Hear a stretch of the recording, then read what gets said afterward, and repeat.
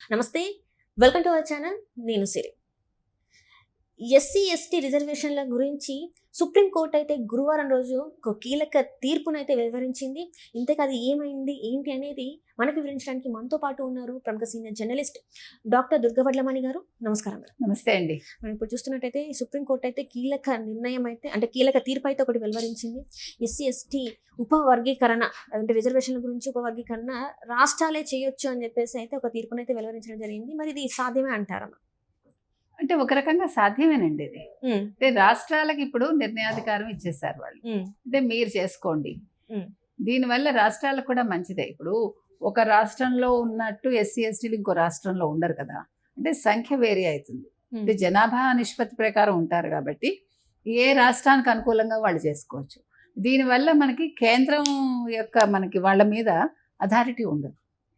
So ఆ రాష్ట్రాలు ఆ ముఖ్యమంత్రులు నిర్ణయాలు తీసుకుని రాష్ట్రాలకు సంబంధించి ఆ జనాభా ప్రాతిపదికన ఎస్సీ ఎస్టీ ఎంతున్నారో చూసి ఆ ఉపకులాలు కూడా చూసి మీరు ఉపకులాలు కూడా ఆ జాబితా మీరు అంటే దాన్ని వర్గీకరణ చేసుకోండి అని ఇవాళ సుప్రీంకోర్టు ఉన్నత న్యాయస్థానం అయితే తీర్పిచ్చింది.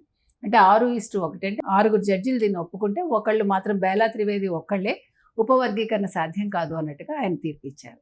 సో 6:1 కాబట్టి ఇది ఓకే అయినట్టే. అంటే ఈ తీర్పుని అంగీకరించారు అందరూ. సో దీనివల్ల చంద్రచూడ్ గారి నేతృత్వంలో ఇది జరిగిందనమాట. సో మనం ఇందులో వివరాలు ఒక్కసారి చూద్దామండి. దీనికి సంబంధించి మనం ఇప్పుడు ఈ మామూలుగా అంతకుముందు ఏమైందంటే ఇది ఇవాళే ఇచ్చింది తీర్పు మనకి ఇప్పుడే కాసేపట్లో. దీనివల్ల ఏంటంటే విద్యా సంస్థల్లో కావచ్చు, ప్రభుత్వ ఉద్యోగాల్లో కావచ్చు, ఎస్సీ ఎస్టీలకి అన్యాయం జరగకుండా అంటే వాళ్ళకి కేటాయించిన రిజర్వేషన్లని ఉపవర్గీకరణ చేసి అధికారం ఇప్పుడు రాష్ట్ర ప్రభుత్వాలకి మనకి సుప్రీంకోర్టు ఇచ్చినట్టుందన్నమాట. అత్యున్నత న్యాయస్థానం ఏదైతే ఉందో వాళ్ళు స్పష్టం చేశారు. ఇక ఈ 2004లో ఏమైందంటే 5 సభ్యులతో కూడిన తీర్పు అని ఇప్పుడు ఈ ధర్మాసనం అయితే పక్కకు పెట్టేసింది. 2004లో 5 సభ్యులతో కూడిన ధర్మాసనం ఒక తీర్పు ఇచ్చింది. దాన్ని కాదని ఇవాళ రాష్ట్రాలకి అధికారాలు ఈ అత్యున్నత న్యాయస్థానం ఇవాళ ఇవ్వడం జరిగింది.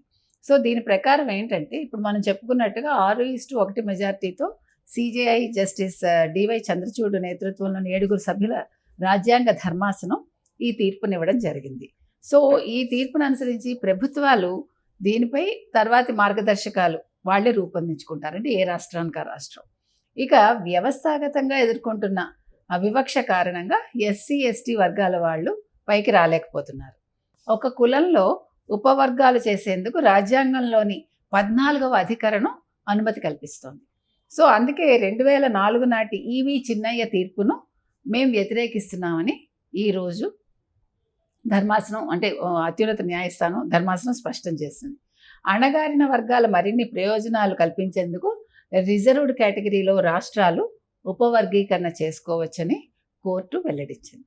సో ధర్మాసనంలో 6 న్యాయమూర్తులు దీన్ని అనుమతించగా అంటే అనుకూలించగా జస్టిస్ బేలా త్రివేది మాత్రం ఉపవర్గీకరణ సాధ్యం కాదని చెప్పడం జరిగింది. ఇందాక మనం చెప్పుకున్నది.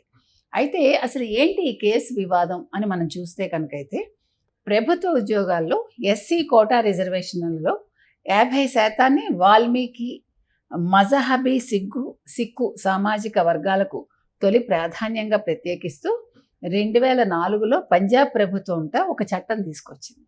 అయితే ఎస్సీ రిజర్వేషన్ల ఉపవర్గీకరణ చెల్లదంటూ Punjab Haryana court 2010లో తీర్పిచ్చింది.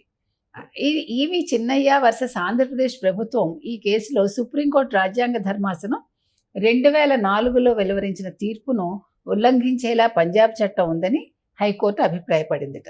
So scheduled కులాల జాబితాలోకి ఏదైనా సామాజిక వర్గాన్ని చేర్చాలన్నా అంటే కొత్తగా ఇప్పుడు షెడ్యూల్డ్ కులాలు ఉంటాయి కదండి, దాంట్లో కొత్తగా ఏదైనా ఒక కులాన్ని చేర్చాలన్నా తీసేయాలన్నా కూడా పార్లమెంటుకు మాత్రమే అధికారం ఉంటుంది.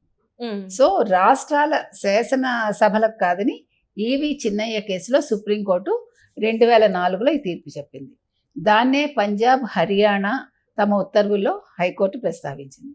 అయితే దీన్ని సవాల్ చేస్తూ పంజాబ్ ప్రభుత్వం అప్పట్లో సుప్రీంకోర్టును కూడా ఆశ్రయించింది. మరో 22 పిటిషన్లు కూడా దాని మీద దాఖలయ్యాయి. ఎంఆర్పిఎస్ వ్యవస్థాపక అధ్యక్షుడు మందకృష్ణ గారు ఉన్నారు కదా, మందకృష్ణ మాదిగ, ఆయన కూడా ఇందులో వ్యాజ్యదారుడుగానే చేరారనమాట. ఈ పిటిషన్లను విచారించిన 5 సభ్యుల రాజ్యాంగ ధర్మాసనం 2020లో ఈ వివాదాన్ని విస్తృత ధర్మాసనానికి బదిలీ చేసింది, అంటే అత్యున్నత న్యాయస్థానానికి పంపించింది. దీనిపై సిజేఐ నేతృత్వంలోని ధర్మాసనం ఈ ఏడాది ఆరంభంలో విచారణ జరిపి తీర్పును రిజర్వ్ చేసింది. అంటే ఈ ఏడాది ప్రారంభం అంటే ఇంచుమించు జనవరిలో కావచ్చు, ఇన్ని రోజులు పట్టిందనమాట. సో మొత్తానికి దీని మీద ఒక కీలక తీర్పు అయితే ఇచ్చారండి. సో కేంద్రం కూడా ఎస్సీ ఎస్టీల ఉపవర్గీకరణని సమర్థించినట్టుగా అయింది. సో ఇప్పుడు దీన్ని బట్టి ఏమవుతుందంటే, ఇప్పుడు మనం ఆంధ్రప్రదేశ్లో తీసుకున్నాం అనుకోండి, చాలా ఉపకులాలు ఉంటాయి కదా, చాలా ఉన్నాయి, 30 ఉన్నాయో 60 ఉన్నాయో మనకు తెలియదు. సో వాళ్ళందరినీ ఏ నిష్పత్తిలో వీళ్ళు అంటే రిజర్వేషన్స్ కల్పిస్తారు అనేది ఒక సందేహం ఉంటుంది మనకి. సో జనాభా ప్రాతిపదికన తీసుకుంటారు.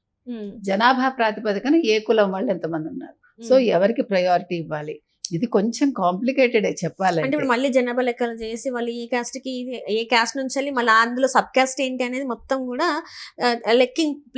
ఫస్ట్ లెక్కింపు అయితే జరగాలంటారు. కాదు అంటే ఇప్పుడు దీనికి ఎస్సీ ఎస్టీకి అయితే అక్కర్లేదు అనుకుంటున్నాను నేను, ఎందుకంటే 2011 లెక్కలు తీసుకుని జనాభా లెక్కల ప్రాతిపదికన వీళ్ళు ఎస్సీ ఎస్టీ ఉపవర్గీకరణ చేసే అవకాశం అయితే ఉందని మనకు అర్థమవుతుంది.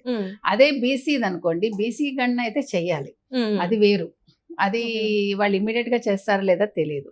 వీళ్ళైతే ఇప్పుడు మళ్ళా ఈ కులగణన చేయాల్సిన పని ఉండకపోవచ్చు. ఇప్పుడు మళ్ళా కులగణన అంటే వీళ్ళు మొదలుపెట్టి ఎప్పటికి చేస్తారు, ఎస్సీ ఎస్టీ వర్గీకరణకు సంబంధించి, అది కష్టం కదా. సో దీనికి ఆల్రెడీ 2011లో తీశారు కాబట్టి దాన్ని బేస్ చేసుకుని చేసుకోవచ్చు. అంటే ఇప్పుడు చాలా వరకు అంటే 10 సంవత్సరాలు అవుతుంది, 2011 అంటే 10 సంవత్సరాలు అయిపోయింది, మోర్ దెన్ 10 years అయిపోయింది. మరి అప్పటిది సెట్ అవుతుందంటారా? మరి సెట్ అవుతుంది అంటే ఇప్పుడు ఇది వీళ్ళు చేసుకుంటూ తర్వాత కులగణనకి వెళ్తే, ఎందుకంటే 2028కి మళ్ళీ ఎలక్షన్స్ ఉన్నాయి కదండి, ఎలక్షన్స్ లోపు ఇవన్నీ కంప్లీట్ చేసుకోకపోతే అది ఎవరికైనా కష్టమే. ఇప్పుడు అంటే ఎలక్షన్స్ ప్రాతిపదికన చేశారని కాదు ఇది, కాకపోతే ఏంటంటే ఇది ఇప్పటికే వాళ్ళకి నష్టం జరిగింది కాబట్టి, ఎస్సీ ఎస్టీలకి ఇప్పటికే చాలా నష్టం జరిగింది కాబట్టి, ఇప్పుడు ఈ ఉపకులాల వల్ల కదా ఇప్పుడు వీళ్ళకి ఇబ్బంది అవుతుంది. అంటే ఎవరికి ఇవ్వాలి ఎవరికి ఇవ్వద్దు, ఇది కేంద్రం పరిధిలో ఉంది కాబట్టి కేంద్రమే చెయ్యాలి, ఇన్ని రోజులు ఇటువంటి కన్ఫ్యూజన్లో ఉన్నారు.